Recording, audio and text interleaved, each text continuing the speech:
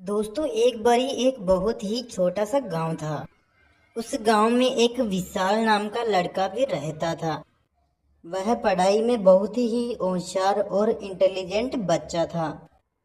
वह पढ़ाई लिखाई का बहुत ही शौकीन बंदा था। लेकिन उसके पास इतने पैसे नहीं थे कि वो अपनी जरूरतमंद चीजें खरीद सके।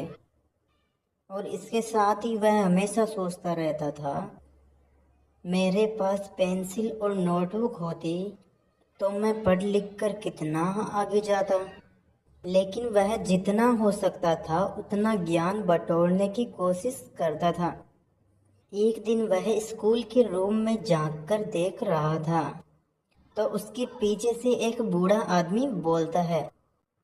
और उस बूढ़े व्यक्ति ने विशाल को एक पेंसिल दी और पेंसिल देके बोलता है, तुम इस पेंसिल का यूज अपने स्वयं के लिए ही करना, और अगर तुम्हें कभी मेरी जरूरत पड़े तो तुम इस पेंसिल के सहारे मुझे याद कर लेना।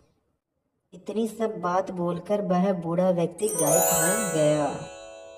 विशाल बहुत ही खुश हुआ। साथ ही उसको पेंटिंग बनाने का भी बहुत शौक था। तो वह बोर्ड पर आम का चित्र बनाता है। तो वह देखता है कि ये आम की पिक्चर एक असली आम में बदल जाती है। तो वह एक डॉग की पिक्चर बनाता है तो वह भी एक असली डॉग बन जाता है। विशाल यह देखकर बहुत प्रसन्न हुआ और उस बूढ़े चाचा को धन्यवाद भी बोलता है। तभी वह घर चला जाता है। फिर जो दिन में बीता वह सारी बात अपने घर वालों को बताता है। फिर घर वालों के लिए तस्वीर के रूप में अच्छा भोजन भी तैयार करता है। फिर वह तस्वीर एक असली खाने में बदल जाती है। विशाल ऐसे करते करते सभी जरूरतमंद इंसान की हेल्प करता है। किसी को माल ढोने के लिए गाड़ी चाहिए थी तो किसी को घर की आवश्यकता थी। विशाल यह सारी कमियां अपनी गांव वालों की पूरी कर देता है। यह माजरा ऐसे ही चलता रहता है। तभी यह खबर उस गांव के सेठ को चलती है, क्योंकि विशाल गांव वालों की मदद करता था। सेठ ने विशाल को बुलाकर आदेश दिया कि तुम मेरे लिए महल के बगीचे में एक सोने का पेड़ बना दो और तुम्हारी ये जादुई पेंसिल मेरे हवाले कर दो। सेठ जी, आपके पास तो वैसे ही बहुत ज्यादा धन है।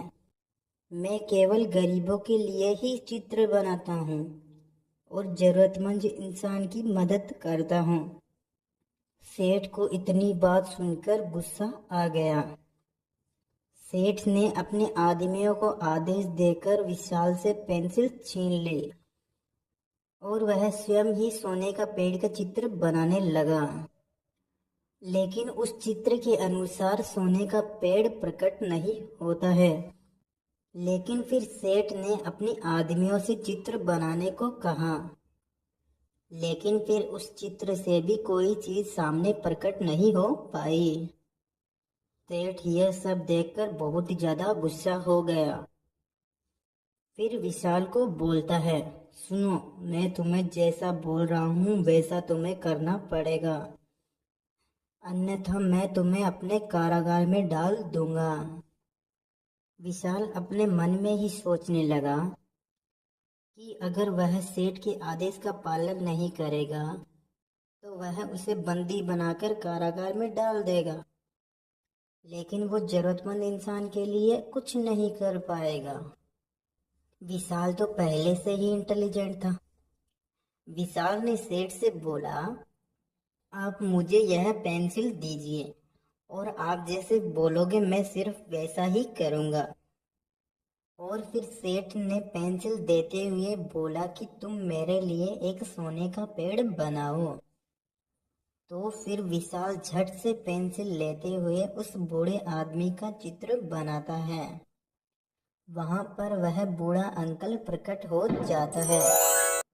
उसने सेठ जी को समझाया, नमस्कार सेठ जी, सच कहूँ तो आपके पास पैसों की कोई कमी नहीं है। लेकिन जो वाकई में गरीब है, विशाल उनके लिए खुशियां लाने की कोशिश कर रहा है। आपने विशाल से जबरदस्ती पेंसिल छीन ली, लेकिन यह पेंसिल आपकी इच्छानुसार काम नहीं कर पाई और ना ही किसी अन्य व्यक्ति के हाथों से उस चित्र में जान आएगी। विशाल के काम को देखते हुए और उसकी ईमानदारी पर विश्वास करते हुए मैंने यह पेंसिल उसके हाथों में सौंपी थी कि वह जरूरतमंद इंसानों की मदद कर सके। फिर सेठ जी को अपनी गलतियों का एहसास हो गया।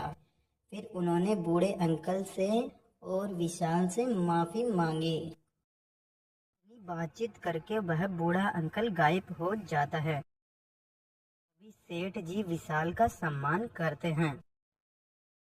अब बताओ, इस कहानी से हमको क्या सीख मिलती है? इस कहानी से हमें सीख मिलती है कि ईमानदारी से अपना काम करना चाहिए, ना ही किसी व्यक्ति के साथ छल कपट करना चाहिए।